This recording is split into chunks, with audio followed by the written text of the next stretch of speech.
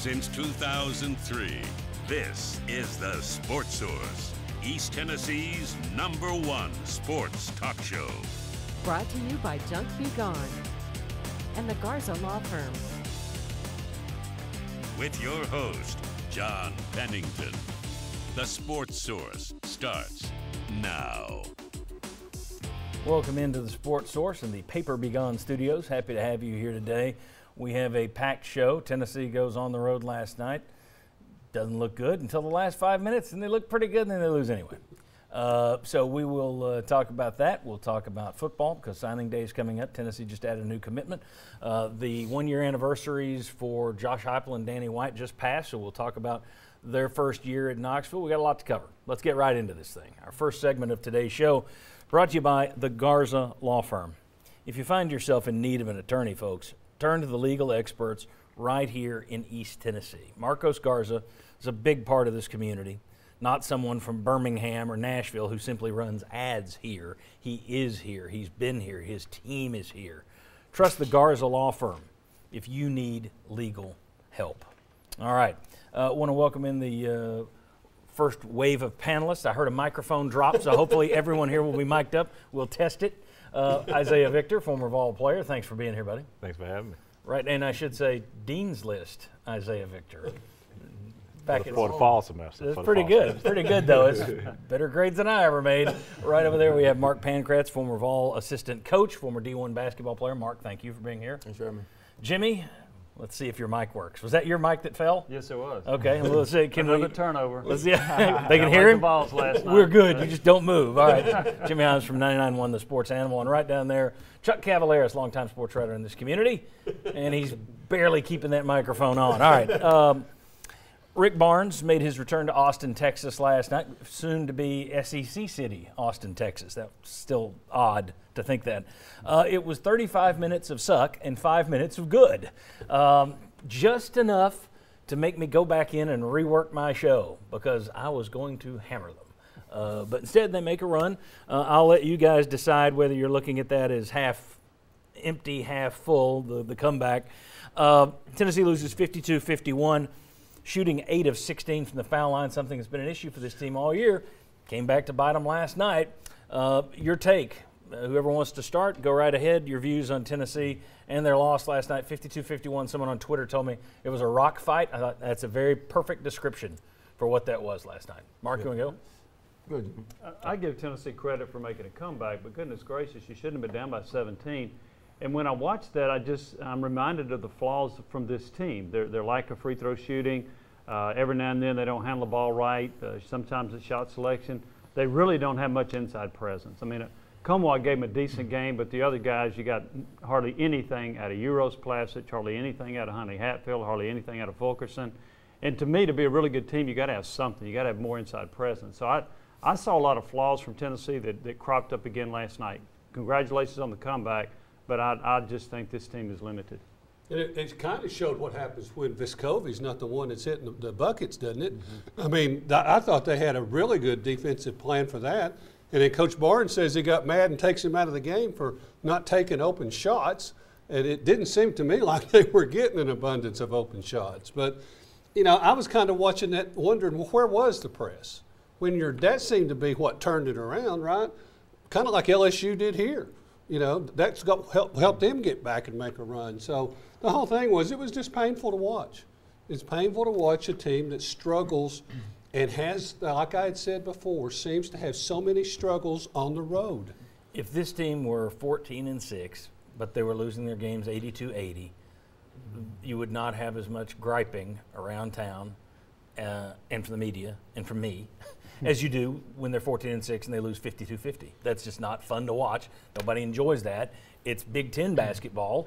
There's really no difference. You're still losing, but it's an ugly, ugly performance night in, night out when you go out and know, okay, where's this team's 7-minute drought coming? Yeah. Because you know it's coming, and you had it last night, stretched it from the end of the first half over into the start of the second half. It's like, you know, you could set your calendar by when they're going to hit a bucket. Well, I think the style of play is one thing, but I think it's about expectations. I know we're going to talk about it later. Yeah. When you look at this roster and the outcome that is are happening, when you look at the talent, it should be different. It should be better.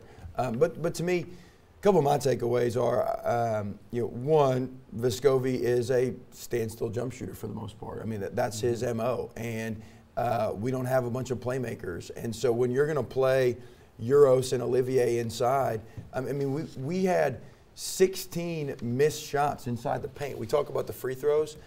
We had 16 more shot attempts than Texas, and we shot 4 more free throws than them. So typically, those are games that you win if you're shooting that many more shots. And then plus, we missed 9 shots inside the paint, and we only made we only had made like 8.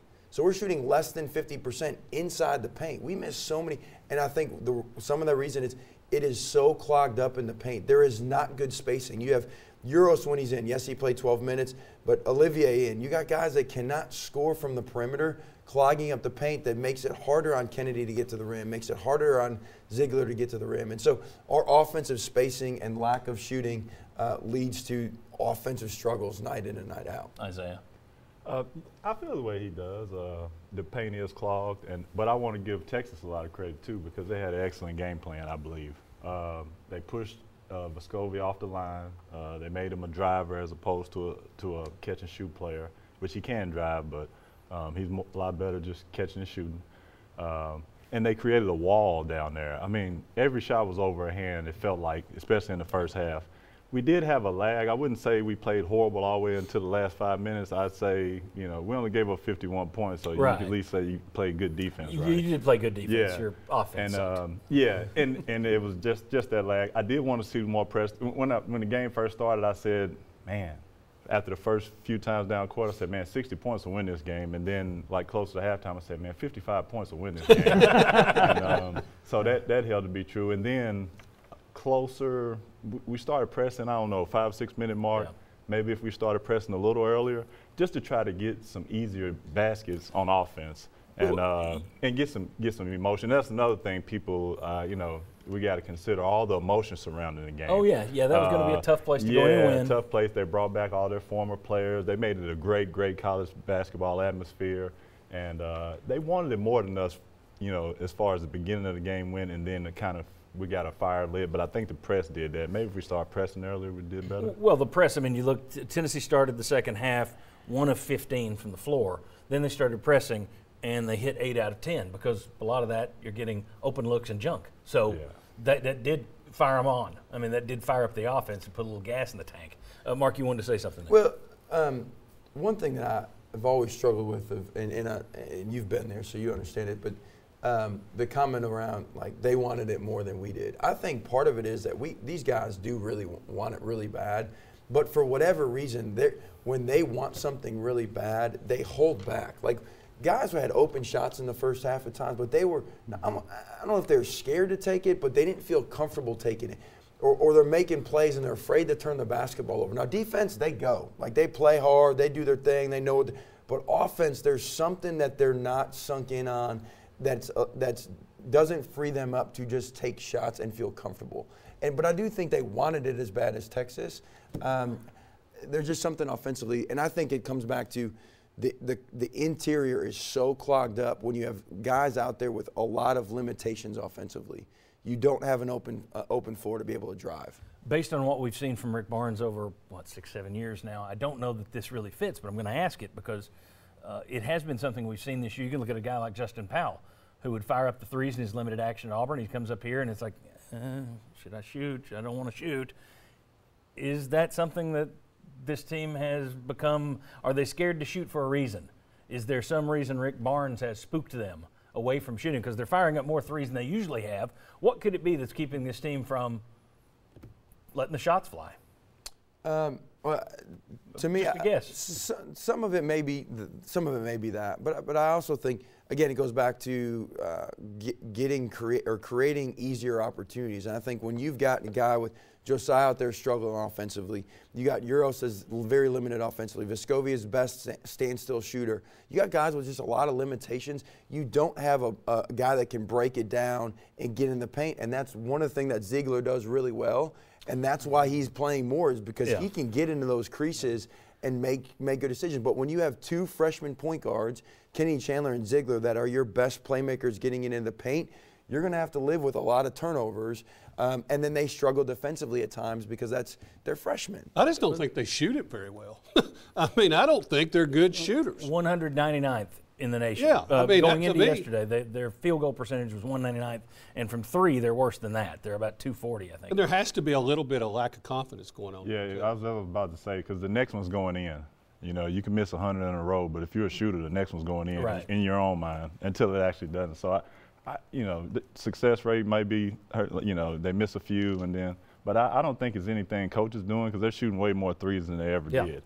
So I just want to see us speed the offense up more, by way of defense, with a little more pressing.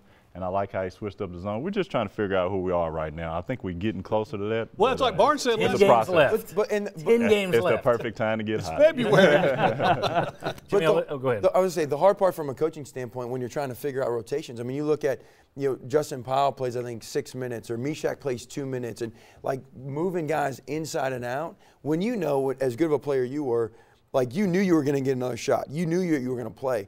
Some of these guys, when you're trying to figure out rotations, if you don't know tonight, am I going to play 4 minutes, 6 minutes, or am I going to play 16 minutes? It's hard to know the next time that ball comes around that I can shoot it, and if I miss it, I'm still going to get a chance to play the rest of the game and be able to take the shot. There you go. That's what I was asking. There we go. All right. Hey, I still wanted to point out, though, this team is number 12 in the NCAA net rankings going into yesterday, which they've been ranked all year. So are they underperforming, really? Or are they right on? Or did we overrate them going in? I mean, this roster has a lot of 5 stars and a lot of 4 stars. Let's talk about that and some of the playing time they get. Let's talk about that next. Come on back on the Sports Source.